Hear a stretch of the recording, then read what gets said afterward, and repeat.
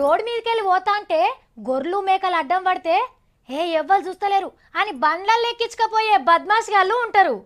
కోడి మేసుకుంటా పక్కోళ్ళింటికి పోతే గంప కింద గమ్మే గంగమ్మలు ఉంటారు.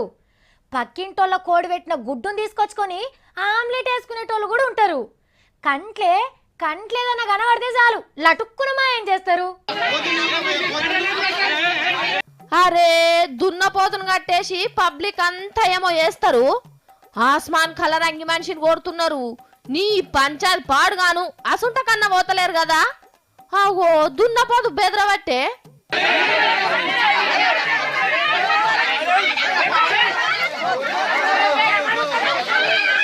అరే కిందేస్తా అన్నుతున్నారు. వెనకకెళ్ళేవలో గట్టిగానే నన్నిండు. నీ పోరనికి నా వారెత్తు గంత ఇజ్జత్ తప్పి ఏం పని చేసి ఉండొచ్చు అని అనిపిస్తున్నది కదా. చెప్తాం ఇనుండ్రిగా. మెదక్ జిల్లాల బర్లను దుడ్డలను ఎత్తుకపోయే దొంగ వీడు. బావుల పొంటి పొద్దున్నాక తిరుగుతాడు. పొద్దుముకి ఎవ్వల్ని చూసి ఎగిల్ వారక తోలుగానే బర్లను ఊరు దాటిస్తాడు. వీణసోటి బర్ల దొంగలు ఇంకో 4-5 మోపైనరట. గాశారం సక్కలేక ఒక్కడే దొరికిండు వెల్దూరి కాడ. తల్గు కెరక లేకుండానే తల్లి బర్రెని కొట్టుకోబోట్లా మునగాడట.